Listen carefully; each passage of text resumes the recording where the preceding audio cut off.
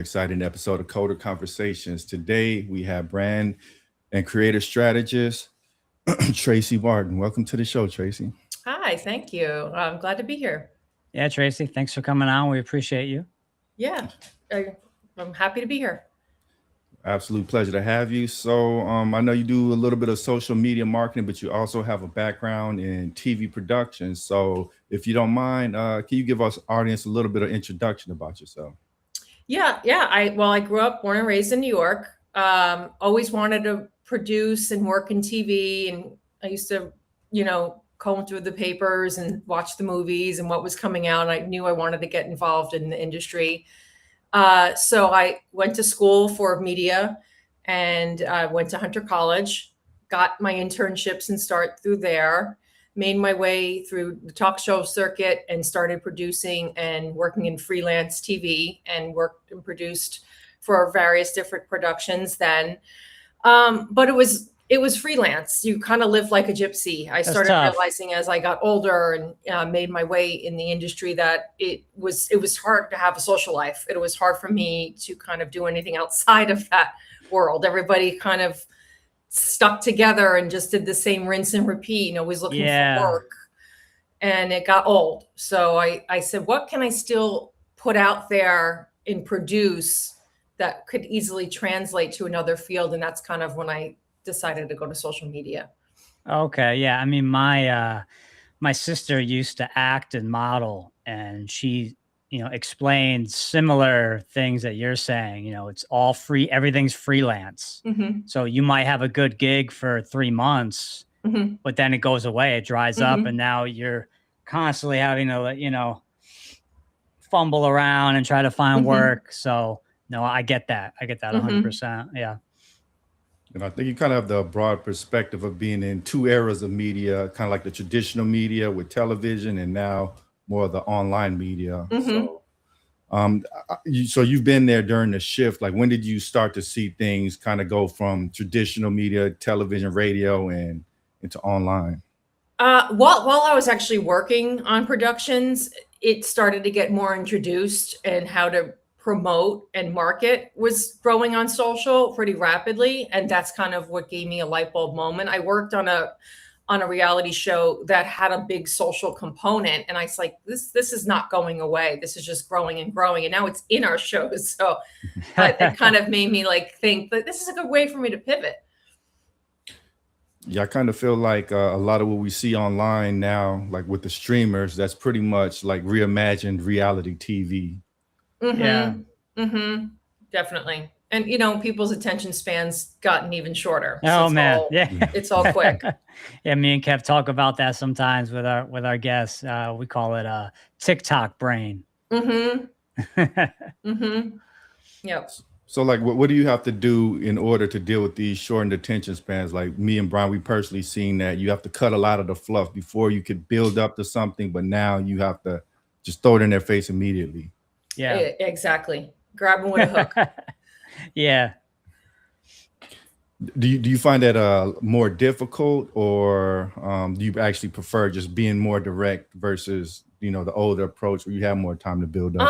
I kind of am in the middle. It depends on what I'm creating, but I like the little snippets and grabbing the attention of people. That's if I find it exciting and more of a challenge for my work. But I still I like the bigger picture too. If you're making something a bigger scale or a longer project, because now TikTok you can make like 30-minute and 20-minute. Everybody's kind of making things longer and longer on YouTube as well. Do you find audiences actually starting to engage more with the longer content? Because I typically find they jump into the shorter content easier. No, there is an audience for that, especially with the live stream stuff. People that do live grab those snippets and can take that into a longer form piece of content too, so that there's an audience there for that. It just really depends. It depends on their audience and what you're producing. Okay, yeah, it's actually pretty interesting what I've seen in regards to the live streams. Like, before, a lot of people used to file the copyright claims if these clippers, like, quote unquote, steal their content. But now these streamers are actually paying them to clip the content just so they're spread everywhere. Mm-hmm. Yep. Yeah, and look at the growth of podcasts and the video component there. Oh yeah, big time. Yep. Well, it's insane the amount of money people are actually pulling in from podcasts now. Well, they're making their way to the streamers. Like Netflix is buying podcasts now. You're going to start seeing shows and series from the podcasts. Do you feel like as it becomes more commercialized that we're going to lose sort of the organic appeal because people they kind of got away from television to get into online, which is more organic and just somebody turning on their camera, but now Mm-hmm. with all the production dollars coming in, it's kind of turned into TV 2.0. Yeah. Yeah. Unfortunately, that's Yeah. what does happen a lot of the times. You miss that heart and the soul behind it. Yeah. So what have you been working on recently? Can you talk to us a So little bit about that? yeah. So after I moved to social, I got my start in construction firms, boutique agencies, interior design companies, and that brought me to where I am now. I work for the Corcoran Group, which is a real estate group headquartered in New York. Okay. And what part of New York are you in? I'm in Long Island. I'm in Westchester County. Oh, nice. Okay. Yeah. So like near White Plains? Yeah. Oh, Yep. nice. Okay. Mhm. Yeah, I used to work at White Plains. Yeah. I'm recent move up here. I grew up in Queens, and we decided to Oh, okay. spread our wings a little bit. Yeah, my aunt is in Queens. She's in Rockaway Beach, Arvern. Yeah. If you know that Yeah. area. Yeah. Uh-huh. Yeah, it's right by the boardwalk. It's very nice. Mhm. It's a Can you nice spot. can you tell us a little bit about how you're increasing the social media presence of the company you're working for? Because now you're not going through TV or radio as much. You have to have Instagram and TikTok. Yeah, for sure. We're a global company, so that's the tricky thing. We're educating them and all the offices globally, and as we keep expanding, it's more of an education for the agents. A lot of them, may not even know how to use their iPhone or don't know how to open the apps, and Instagram's a little intimidating. So our main job is really showing them the tricks and tools on all the platforms and how to utilize that for their market. Awesome. So like, what are some of the pitfalls that somebody who's not as cognizant or aware of social media, what are a lot of the traps they fall in when they're putting their content out there? Oh, there's so many. Well, the overwhelming feeling that we see a lot from the agents of them just getting like scared and intimidating of using these platforms when it's actually pretty easy. It's just learning how to use your phone, and using that camera on your phone is the real secret. But the things we see is the intimidation of being on camera and being the face of your region and your market, because buyers and potential, like your sellers, they want to see a face and they want to be able to trust, especially in the housing market. Oh yeah, that's a great point. Yeah, especially as we enter the era of AI, people are going to gravitate more towards that personal touch, the Yeah, I human think so. human touch. I think so. That's the biggest the tricky thing now with AI. Like you said, it's trying to pivot more to that personal touch. I lost my life. Okay. Yeah, what's so crazy now is like with AI, you can create these digital agents, and they're starting to get harder to distinguish between humans and some AI agent. Yeah, no one wants that. No one wants an AI anything, and it Anything. comes off as very adsy and like an ad and commercial, and that's what we kind of try to steer away from. We don't use AI at our company, and we don't tell agents to go use AI, and we really want the organic, like real feel. Like we want to tell them, go beyond, talk to your area, talk about your listings, go do a home tour on your phone. Don't be intimidated by the camera, because that's what we see a lot of the time. So like, what do you recommend for somebody who is like camera shy? They may not have the social ability, the confidence to get in front of a camera and just start talking. I actually was on a panel this year about that. And we taught about building the face of a brand and not being afraid of your phone. Um, it's kind of slowly getting into it, baby steps, not just going start recording and making 10-minute long videos, but little snippets, going to your local coffee shop, going to your local pizza shop, partnering with them with their social because they have an audience already, and introducing them in a way where your potential buyers can see your region. Hey, I'm going to get my favorite cup of coffee at my spot this morning, and they just take a quick snippet, and there you go. Right. That's Oh awesome. yeah, that's a great idea. Oh yeah, Brian, were you about to say something? Oh no, go ahead. Oh, okay. Yeah. You mentioned a great point. Me and Brian often talk about this is that you don't want to people don't want to be sold to. Like they pretty much already know what they want. They just want like it presented to them in an organic fashion. Mm-hmm. Exactly. It builds the trust, and with real estate, you need to have that trust there. Because like you really don't want that almost used car salesman Mm-hmm. kind of tactics. No, that's so old school. Mm-hmm. No one's looking for that in No. 2026. No, you're going to lose a potential buyer, or if someone's selling a home and they're just scanning through, who can I call? I want to, put my house up for sale. And if you look like a used car salesman, that's not the way. I don't think you're going to trust that person to sell your house. Like what are some of the giveaways that this is entering too much into ad Z territory and getting away from that organic approach? Is like, oh, they look too stiff or AI is okay. one thing that if you can tell a video is heavily edited with AI. Same thing with any like the listings themselves are AI generated. You can tell that, and that's a dead giveaway.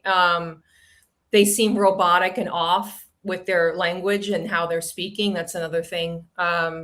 Yeah, I think those are the key. You want to have people understand you as a person and not come off like a fraud. So it sounds like there's a lot of pushback against AI in your industry. For us personally, yeah, I do think, because you don't want your listings to come off as like ads and commercials, and you don't Right. want the agents to come off that way either. Right. Yeah, just from what I'm seeing, creative, they don't want AI taking over their job. I guess, for programmers it's good. Like if you want to do machine type stuff, like, automate this or that, Mhm. it's good for that. But in terms of pushing creativity, when you bring AI into the equation, then I think it, off puts like the most important thing of creativity, which is the human touch. The human Exactly. element. Yeah. Exactly. Yeah. It can work in some ways. Like in architecture, they use AI maybe for their renderings, like to get that visual. If the building's not, if it's a new development or they're just presenting it, there you can kind of understand the use of AI. Especially like for us, for our new devs, they use those renderings, and Mhm. they may use AI to present and show this is with a home you could be buying into. Okay. So I know, like with businesses, people typically think, okay, like real estate, Instagram, but are any of the other platforms really good for real estate? Like maybe Facebook, or I'm sure TikTok is, since it's another Oh, short. TikTok is huge. Yeah. TikTok, Instagram and TikTok, the short form video right there. Yeah. You get a big audience, especially for luxury listings and housing market. People just want to swipe and Mhm. fantasize Well, where they want to move. I think people love, and I mean, I love all those reality shows like Hmm. Selling the OC Hmm. and what's that one? Buying or Selling Manhattan, the Hmm. one with Ryan Serhant.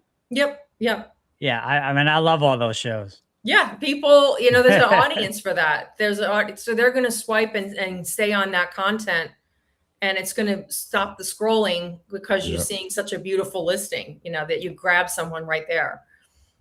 I think stopping the scroll. That's the one of the most important things you can do. You have to stop the scroll. Hmm. Uh, Hmm. And then if you have an agent component, if you're not just showing the listing itself, you got to hook them in some way. You got to be saying something in that first 2 seconds to get them to stop. Yeah, I know for me and Kevin, we've been kind of experimenting with our looks because, like we're saying, okay, so I'm scrolling along. Okay, boom, they stop on us for a second and say, "Oh, okay, who are these guys? These guys look Mhm. interesting." Mhm. Kevin's got the sharp suit jacket on. Mhm. I got the shades and the hat. Mhm. So just little things like that, I think, Mhm. they go a long way. They go a lot further than people might think. Mhm. Yep. For sure. And you mentioned Sirhan, and he kind of, Sirhan, yeah, yeah, Sirhan hits the nail on the head with his content. He's a great example of an agent doing it right, because he incorporates the day in the life aspect of him as an agent. He shows his office life, and then he shows the listing side too. And that's something we try to educate with our agents, like get out there, show these different areas that people can relate to. So I know like there were kind of like different eras of social media where this sort of content is more popular. I know there was an era where it's more so like showing the luxurious, showing the best, the beautiful. Hmm. And now there's an era where it's more organic, maybe not as the unobtainium. Um, so like like right now, like what is kind of the trend that people are really gravitating towards? Are they moving back to the ultra, the luxurious, the magnificent, or are they more so looking for like the down home approach? I would say a mix of both. It's kind of unpredictable. Sometimes when you think it's going to go viral or go big, and it's going to have, like, everybody's going to stop for this like multi-million dollar house, sometimes it doesn't go that way. It might be something unique or something strange that grabs people that you can't really predict. That's the good thing about social, because it's constantly changing. What do you like about it the most? Your job? I like that challenge, that you can't really keep up with it.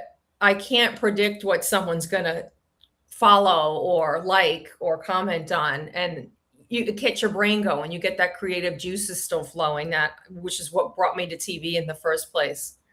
How did you get into the more creative field? Were you born that way? Were you always creative, or did you kind I of? think I was always like figuring out if I wanted to be an actress or a director or producer. And then as I got older and went into college, that's when I really kind of honed in on it. That exposure, like I said, to the internships I took and stuff, when I really got in the field of things, I said, Right. oh, I can create things. I can be behind the scenes, and I can still get people to watch what we're producing here. So you saw that creative element and kind of went with it. Yeah. Yeah, for Okay. sure. So I know, like you mentioned, just there's no formula for going viral. You can't necessarily predict it. You do one thing, it blows up. You do the exact same formula the next, and it's a dud. So Yeah. like, are Yeah, there there's any? no secret sauce or formula for that, and there's no, Everyone like, thinks there is. Everyone thinks, yeah, oh, yeah, what's the hack? What's yeah. the And the shortcut? silly thing is everybody chasing the followers, and that's not the number you should be focusing on anymore. That's changed Mm, too. what is the new metric? Is it like engagement or? Yeah. Engagement, on Instagram, it's more of the shares. If people are Okay. sharing your video, Mhm. that's a Okay. huge metric that you should look at. Of course, the engagement in the comments and all of that, if they're clicking and liking, but the follows are not really, it doesn't really matter. Yeah. Everybody's obsessed with, oh, I have to hit 1 million, or I have to have this number. That's not really the secret anymore. Yeah, I don't think people really care anymore. Oh, they do. You They think Kind of they like a do. do? vanity There's some metric. old school, when you talk to people that are here social, they think that's the secret. Oh, well, I didn't go viral. I didn't hit 1 million, or I didn't hit 1 million followers. Right.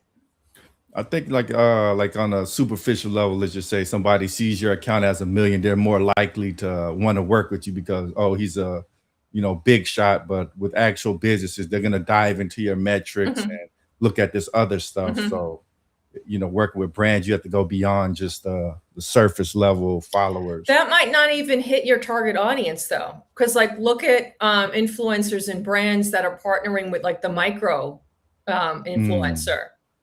um, they target more specific niche audiences, because the million followers, or these big, like a Kim Kardashian level, may not hit the small mom and pop or whatever they're trying to target. Like if they're trying to get them to come to their local spot, Right. why would you care about that level of a celebrity that's not going to sell to like Mississippi or somewhere? You know what I mean? That's why they hire these like more micro influencers now. Oh, that's a really interesting point. Like the shift from let's just get the big name, the big gun, and give them money and hope that their millions of followers will come into our business. But like you mentioned, if there's no relevance, there's no overlap, then you're No, paying I a mean, lot of money. it depends. Maybe for like Mm. Nike or like a big brand, a sneaker partnership or something. But if you're trying to get more nitty gritty and you're selling something more specific, maybe to Louisiana or, a very niche audience, that's not usually the way to go. What are some of the tools that you're using to do your job? We have in-house tools we use. Me personally, when I create my own content, CapCut, edits on Instagram, my phone, just like playing around, Yeah. staying on top of the trends. And the sound is very important too, hitting trends with the sound and what people are listening to and what people are following with that. Those are the key things. So like, what size would you consider micro influencers, and like like around what level should somebody who is a quote unquote micro influencer start reaching out to brands, or do brands reach out to them? It depends on what the product is and what the brand is, but even someone with 2,000 followers can get a partnership. I see it happen all the time. Beauty companies do that with UGC content and, the micro influencers, because maybe they're targeting real women to get that product. They'll relate more to that real woman selling the lipstick versus, some other celebrity that's paid like an ad.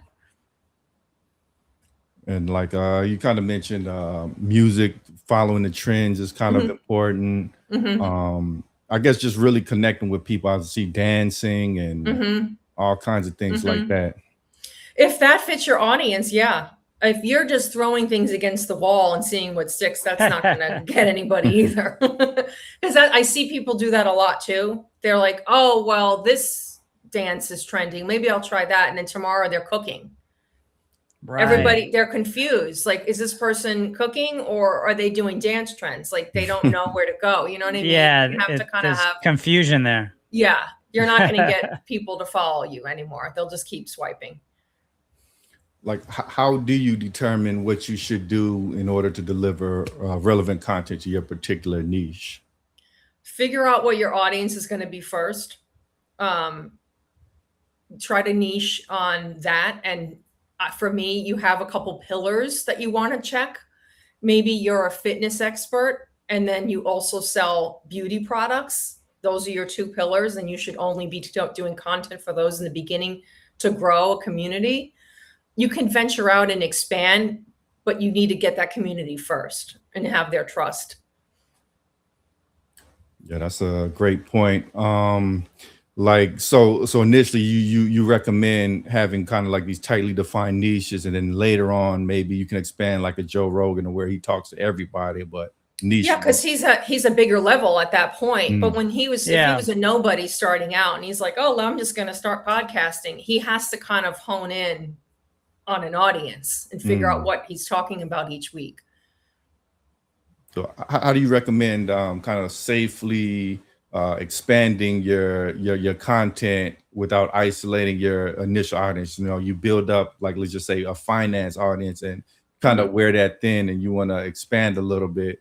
How does you make content that You could doesn't? slowly trickle the stuff in. You could Mm, slowly trickle in other content. Once you know that people will constantly keep coming back to you and you have a community that are trusting you, you could slowly maybe do some comedy finance stuff. And then, oh, that's working. Now I can move to something else comedic. Maybe now I can do dancing and have some spin on that because they're liking my comedy portion of the finance chatter. It's a slow, wave and see. And then if it doesn't work, you just go back and stick to that, whatever you were originally doing, and just keep on it. Because people are going to, you're seeing people not follow you anymore and they're swiping and not sticking on your video. You know why? Right. So what would you say the number one thing is to creating trust and maintaining trust? Like the finding that right audience, sitting down and asking yourself, who am I talking to every day? Is it women from 30 to 50? Is it men that are looking, they're sneakerheads? You know, who am I trying to talk to? And then figure out what those people are looking for. And maybe there's a missing link there. Go Okay. research and find what those people are looking at. And maybe there's something there that they're not discussing. And there you go. And there's your content. So would I be right or wrong in saying that maybe the first 2 seconds are the most important of the video, because if that bombs, then nobody's gonna see the rest. They're not going to stay. Yeah. That's tough. If you notice, like even the comedy content videos on Instagram and TikTok, they show the reveal in the first 2 seconds. And then you watch the whole thing to see how they got to that piece. Like a bucket fell on someone's head with water. What did they do? Why are they doing that? And then you stick through the video to watch the whole thing unfold. I see. So you have to shock them to catch their attention immediately. Yeah. You should, next time you're scrolling, try to like see that chain of events. They usually shock you and show you whatever the reveal is, and then it goes through the story. Did you believe in the takeaway? Like, okay, once it gets good, once they're about to unveil the big thing, just stop and then say, oh, you want to see the rest, go over here? Or is that kind of like diminishing the trust of the audience over time? Sometimes that works. If it's a longer piece of content, you could do like multiple pieces, or if you're educating them with something, you could do like kind of like a class. Like if it's a financial person that's like discussing, tools and tricks of the trade in finance, maybe they have different components that would, stick for part 3. I'll tell you more about whatever, blah, blah, blah in finance, but not necessarily for everything. So, okay. So Brian, for example, he has a drum business. Like what could he do to kind of grab people's attention in that first 2 seconds and versus them just like swiping off? So whatever the big reveal is, or whatever he's trying to discuss in that, he should do it right away in the first 2 seconds and have like a big ta-da. And then they'll be like, oh, wow, that was really cool that he did that. Or he talked about some trick or whatever he's talking about with drums. They'll watch to see, like, he seems like an expert. I want to hear more what he has to say. What's funny is we had this guy, Dana LaPointe, on recently, and he's a drummer who sets the drums on fire and then starts playing, and the flames are going everywhere. And he said basically, before he did that, he didn't really have that many followers. But the second he did that first fire video, and he said it almost happened by accident. He set the sticks on fire, but then the sticks caught the floor tom and the cymbals and the hi-hat, and then everything was on fire. And that video went viral, I think. Of course, yeah. So he realized, you know what, this is kind of my gimmick. This is my niche.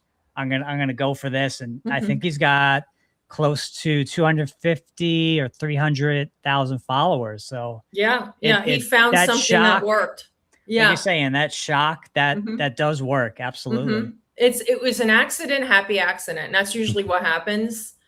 That's why you never delete a video, because it's usually the one that you think is the worst. It works out.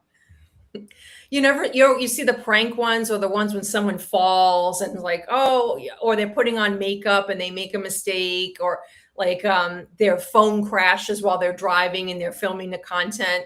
That's funny, relatable pieces that people can relate to. Then they'll stick and watch it. And then the creator on the flip side, I'm going to delete that. I'm not going to post that. Yeah, it's kind of like you have to put it out there, because it's almost like a lottery. You don't know which one is gonna, hit, but once you do, or you can kind of reuse the formula until that wears out. But you're not throwing things against the wall either. Mm. You're still discussing the same, like he said with the drummer, like Brian was just talking about the When on Fire. He was still doing drumming to begin with. It was still serving that purpose, but it just happened to go on fire. What I find, like especially on short form content, people like a certain formula that's kind of consistent from video to video. If each video is just almost random in format, then they're not going to keep watching. Mm-hmm. And Mm-hmm. people also seem to like, you know, okay, the top 5, blah, blah, blah. Mm-hmm. The top 10, X, Y, and Z. Mm-hmm. People seem to like, kind of like Cosmo magazine, you know, 5 ways to keep your man, or, Mm-hmm. you know, I mean, it might sound silly, but Mm-hmm. people, you know, gravitate towards that kind of marketing, I think. Because it's relatable, and Mm. they want to hear if there's something in there that they can walk away with. And that's why it's like quick 5 tips or 3 things that you need to know. Or you see a lot of trends now of things I'm going to buy again, or things I keep buying. That's how you grab somebody. Yeah, I think, like environments where Cosmo is in, it's like the grocery store. People want to get in, get out. They're not looking to buy magazines. So, like when people look at the magazine rack real quick, they have to scan and see something that catches their eye and Mm-hmm. Right. pulls them in. Mm-hmm. Yeah. Yeah. It's all about, grabbing them right away. And what are you offering that everybody else isn't offering? Like, there's got to be some secret there that you're serving.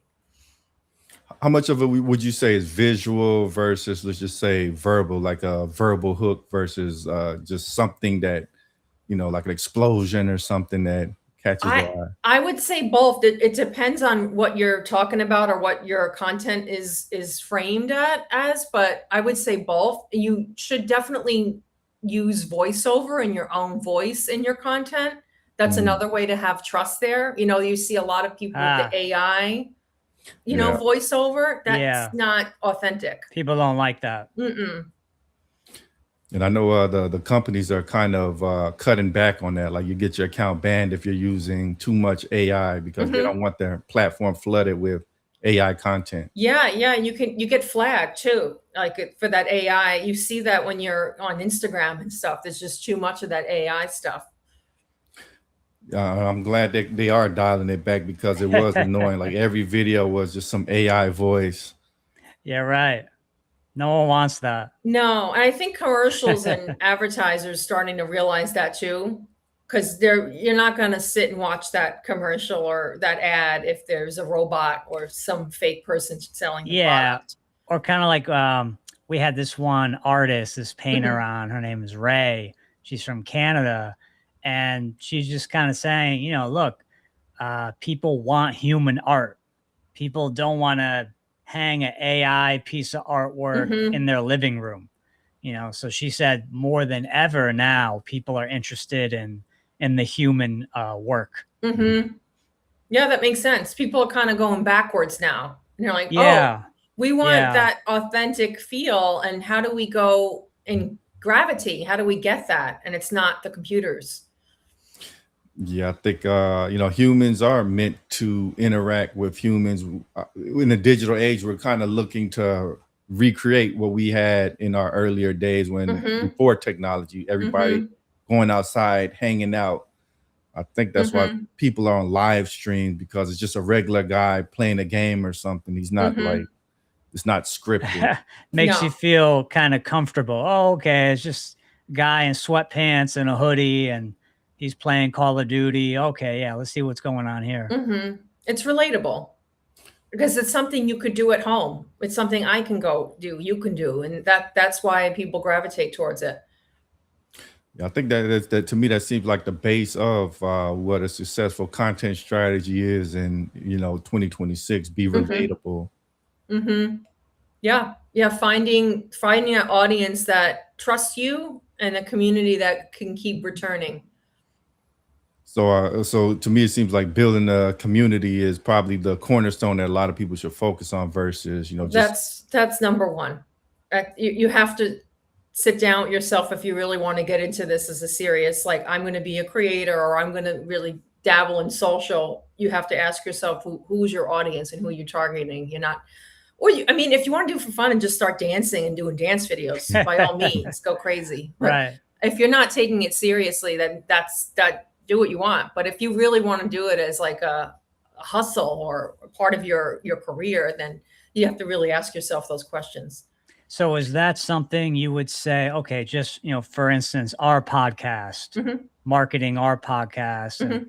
getting more relatable on the socials and all that. Mhm. Is that sort of, what we're talking about right now? That's sort of what we should focus on, or are there any specific kind of tips and tricks that you would recommend for a podcast specifically to do? Oh, well, the podcast, that's now there's the video component, like I was saying. You see those snippets they pull in their stories now on Instagram, they make them into reels and TikTok pieces to grab people and get them to go follow that podcast. If you see them all the time doing that, you find some 2-second snippet from the episodes and you put that clip and just keep putting it everywhere. That's the secret sauce for podcasts now. Okay. Oh, interesting. Mhm. Like how different is the strategies between the different platforms? I would assume Instagram and TikTok, they're similar, but not exactly the same. But YouTube is Yeah, probably YouTube is like I was saying, there is the audience for a longer form. If you have the right, whatever you're doing, like a podcast episode, put the full episode on YouTube. TikTok does allow you now to have longer form content. I would say more for live streams to test first to see if you get an audience there, and then trim it down and start putting those longer clips up there. But you could tease them with snippets, like 2 seconds of what someone discussed that people might want to hear, or a big takeaway that you guys like frame each episode, like your theme. You talk to entrepreneurs or big CEOs or something. There's a running theme there that people are going to want to keep coming back. Yeah, kind of like with this show, we say that we interview high level professionals, Yeah. of all various different industries. But there's an audience there for that. People might be interested. It's like, I want to go into that profession. What is that person talking about? There's an audience there for that, but it's just all about. We kind of try to like give a window into, okay, this guy's a video game developer. How did he actually get his first job in games? What did his portfolio look like? Did he go to school? Yes or no? All of these things make a big difference. Like in video games, we had one guy on that said, look, this may not seem obvious to some people, but look up the city that has game studios. So we'd be talking about places like Austin, Texas, Los Angeles, Santa Monica, California, probably San Francisco, Seattle, Portland. Find cities that actually have game studios already there, and then move to that city and start building a portfolio and kind of pitching to those companies. So I thought that was really good advice. Yeah. That someone in college or someone starting out that wants to get into that field can take that away for sure. And there you go. There's your pitch, and that's what you should market for that episode. so I know you being a creative, you have to also get results. So you're probably having to look into the analytics, see what's working, so on and so Oh forth. yeah. That's a big component. That's what what to stick with. What's working? What are my followers and what do my audience keep gravitating towards? When am I losing them in the clip? If you have a 30-second clip. What's the main metric that people should be zoning in on in terms of analytics? Engagement. Okay. Engagement. How long they're staying on your video. How many shares, like I said before, how many shares, how many people sharing out that content. Those are important metrics. Now, the shares, does that have a lot to do with the clip potentially going viral if it gets a lot of shares right away? Instagram they've said it on, if you follow the creator account on Instagram, they'll say the shares are a very key component, and that's a big thing that they push more because it's showing audiences sharing that out to other people. Oh, my sister might like this clip. Let me share it to her. Then she shares it to somebody else, a coworker or something. It's a chain of events from there, and Instagram knows that, and then they'll keep serving a new audience. I keep losing my light. What do you think are like the components of making something more shareable? Like, or what are some of the mistakes people make that make it not as shareable? They're not staying on the video long enough. They're not getting the hook. If you look at the analytics, when you're losing them, they're usually lost within that first 2 seconds. You'll see like the runtime. Wow. So like, is there okay? So the hook has to be that comes first. It has to grab them, and then after the hook, like what should people be doing after the hook is good? Look at if there's the keywords too, what people are typing on TikTok. That's another way. If people are typing something and they're looking for some in your videos, you can see that breakdown in your analytics. That's what they keep going. Like if you're a chef and you keep talking about your steak recipe, steak should keep coming up in your analytics. It's people are looking for steak and they're finding your content. Okay, awesome. So yeah, you being a creative, how does this industry like really allow you to express your creativity? It's great because you can kind of do what you're passionate about, and other people will find a way to you. That's the perfect way to say it. There's so many different audiences on TikTok now. There's like book talk, there's sneaker heads now, there's gamers, there's so many different audiences, and you can really spread your wings and be a true creator there. So, but like you're saying earlier, one of the main things is community building, building a strong kind of team of people who are going to support your stuff no matter what. Or just, let's say, yeah, you're a sneaker influencer. You got people that love, the Air Jordans or, Nike basketball shoes. They're, following all of that specifically. Yeah. And that creator is going to talk about the new release, whatever the latest shoe is, or whatever the big sneaker that's coming up this fall.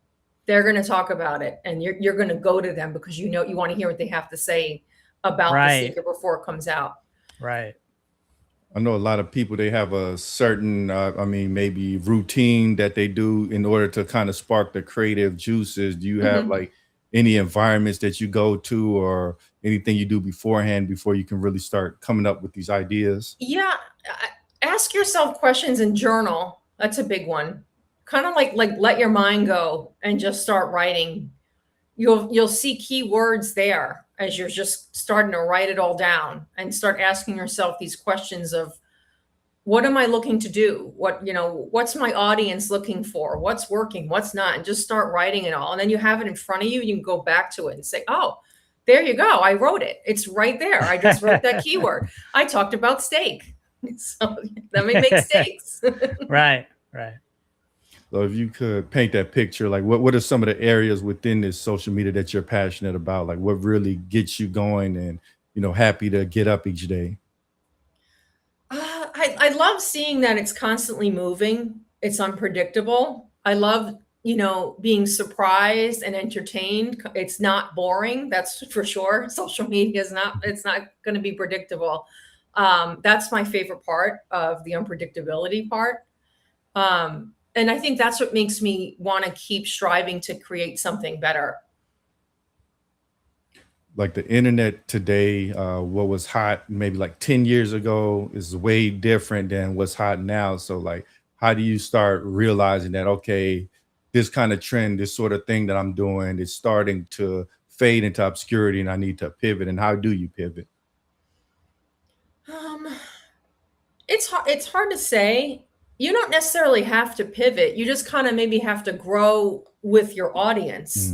Right. Because if you're a dance TikTok creator, stick with it, but pivot with everyone else. Like if they're following some specific dance type of thing, figure out what works for you and keep going. It's like, okay, someone's using a Christina Aguilera song for their dance and it's, performing well. Someone who's a dance influencer or has a dance page, they might say, oh yeah, that's working well for them. How about I try that? Yeah. How about I try that? Or ask yourself another question. Why are they going to the Christina Aguilera song? Is 2018 popular again, or is 2015 popular again? Ask yourself that question and say, maybe I take it up a notch and find another hit song from that time period and do a dance there and maybe see if that sticks. Oh, Because wow. maybe that's what it is. Like, everybody's into 2016 now is popular. People went back and they seeing all the trends from 2016 and So 2006. what would be an example of that 2016, something that's popular? A lot of the fashions are coming back from the early 2000s. You're seeing, if you look at like there's outfit of the day content on TikTok that's very successful, and like the teens are doing all these things, and I'm like, oh, that's what we did 20 years ago. The girls with the accessories and specific things that we would buy are now back. So like there's always going to be that rinse and repeat. I mean, I've seen that with probably Gen Z. They're really into 90s stuff. Yeah. That's 90s and early 2000s. Yeah. So brand, you're seeing people wear more Adidas, Nike, Fila even. I mean, I hadn't seen Fila in years, and I saw some 14-year-old with a Fila shirt. I'm like, oh wow, they're really into the 90s. Yeah. There you go. Like if you're a fashion creator on social media, I would think kind of expand that and say, oh, what else was popular at that time? What else can I go grab from that time that they're not showing? Maybe Fila's already had its moment. What else is around that I can pull and see if people gravitate towards it? Right. Like maybe Tommy Hilfiger. Yeah, exactly. Like that's probably what they're already doing, these kids, because they're like researching and they're like, oh, I wasn't born, but what else were people doing in 2006? Right. So I know, like, okay, getting attention is one thing, but turning that into something that's monetizable, or wanting to, brands making brands willing to work with you is another aspect that you have to consider. They're not that's always correlated. Like how does someone kind of demonstrate to brands that, hey, I'm somebody that is a good fit for what you're pushing? They're creating smart, hookable content. They have a specific audience that they can see are in their comments all the time, that are following their content. There's your trust, and that's what the brands are looking for. Like skincare companies too, like or maybe there's like anti-aging creams for women, or like 45 and above, or women in their 50s and older, maybe looking for these content creators that are out there talking about a specific skincare product, and then it'll be like, oh, they keep going to the audience we're trying to sell to. So there you go. Yeah, we got a buddy. He, I think his main thing is tech, but he just started a fragrance podcast. So we, have like top 5 fragrances, or the type of fragrance that, girls won't they'll just be on you. There's a big, the fragrance talk is another huge thing on TikTok. I see it everywhere. Yeah, I think he really blew up. I think he's only been at it for about a month, and he's already over 3,000. So he's kind of figured out the formula. People, they love hearing about fragrances and what works for them. Yeah, I think I was like smelling good, looking good. Yeah. And you know what else is another big one? The candles. There's a lot of candle guys out, and like guys talking about what they have in their house, and like, wow, my kitchen has this fragrance, and they talk about candles. Are they like reviewing candles? Like, oh, this smells like blah blah blah. Yeah. Okay. And then candle companies that are trying to grow will give them the candles to talk about Oh, wow. on their TikTok. So it's like a candle influencer. Yeah. Yeah. That's what I said. If you're creative and passionate about something, there's an audience.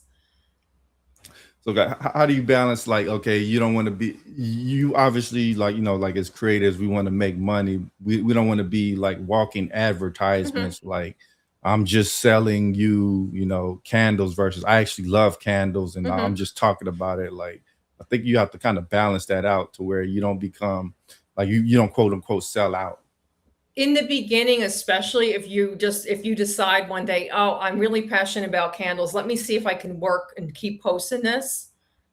I would not continually make it about a sale. I would genuinely showcase the things that are actually in my home that I'm using and talk about it. That's how you build that audience there. No one's selling you and giving you things to sell yet because you have no audience. You got to start building it. And I think, like you mentioned initially, how you start off is going to be different than how you end up once you build that following. Like initially, you don't want to, maybe even when you do get a little traction, maybe you don't want to work directly with a candle brand and pitch. You want to come off as unbiased. Like, I'm giving my unbiased opinion, but I really believe in this product. This is really good. Now, this is why I'm working with this brand. Versus, Right. Yeah. People relate to that. If you're sitting in your living room, you're like, I just moved here and I really wanted to smell a day in the park. And I put this in my living room and and they describe the candle and they're talking about there's some genuine feel to that. And there's some trust that you can gain from someone because they're not selling it to you. what do you see as the future of social media? Because like media period has changed a lot. I know you started off in kind of traditional media. Now social media completely replaced that. Do you see anything coming next, or is this pretty much where we're going to be at for a while? There's going to probably be another app. There's probably one in development right now. That's the next big thing. And I'm excited to see what that is. And we could all jump on that. Yeah, it's unpredictable. And I'm happy to see where it's going to be going. I think people's attention spans are just going to keep shrinking. And we're going to have to keep adapting to that. What would you say the main psychology behind marketing is? For social media in general? For social media. Yeah. It's the hook. Yeah. It's the hook. Because if you're not getting someone to stop scrolling on your content, you lost them. Right. Even for marketing, for sales too. It's the big thing. That's why they make these splashy, fun, like comedic pieces. If you see, oh, I got to watch that. Cause like, you don't even realize it's a commercial anymore. I know the hook is extreme. That's probably the most important, because if you don't have the hook, they're not going to continue on. But I guess the second important is the close. Like, what is important to close the deal, to make sure, like, okay, I got their attention. Now I'm directing them to whatever I'm trying to get them to do. If they watch the whole video, it's a big metric. That's a big one on TikTok as well. They look for that and they'll keep pushing it. Someone watched it to the end and they watched it again from the beginning. Because you watch it, just repeats and you can just see it all again from the beginning. If someone's doing that multiple times, that there's a metric there and they'll keep pushing out your content. Oh, wow. Have you noticed like what kind of content makes people want to watch over and over? Have you found like any key, factors to that? I mean, each niche is different. But like if something funny's going on, or if there's a big reveal, like I was saying before, the cooking ones is another example. Usually if you notice with cooking ones, they're taking the bite in the beginning. Right. And they're showing you the beautiful, whatever they did, the cake right off the or bat. whatever, to get you to see how they got to that point. Because then I can cook that. I want to copy how they make that. So they'll watch the whole thing. Yeah. And you got them. So like you present, okay, the finished red velvet cupcake in the first 2 seconds. Okay, boom.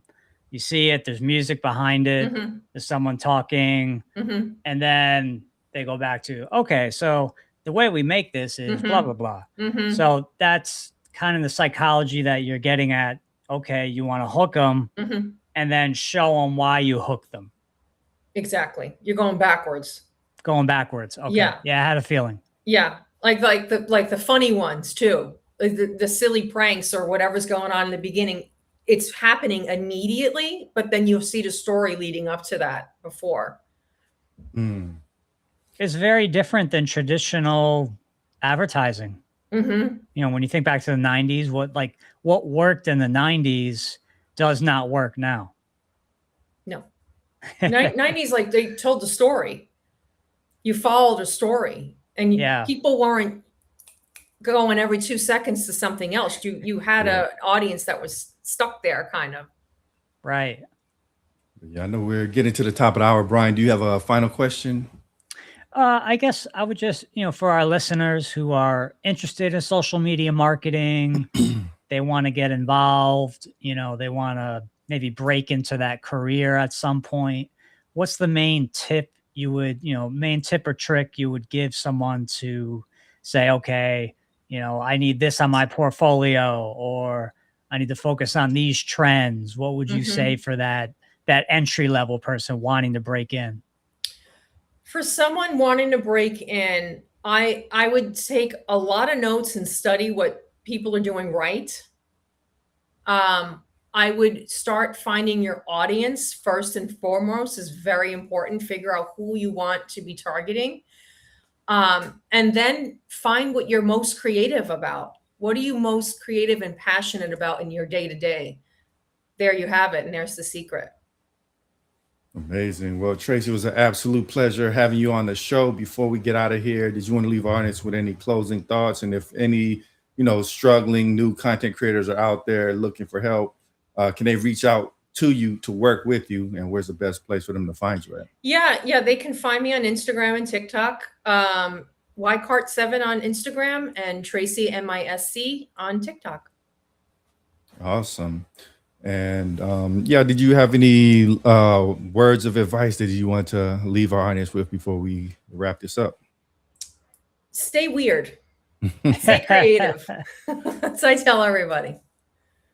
I agree. That's great advice. We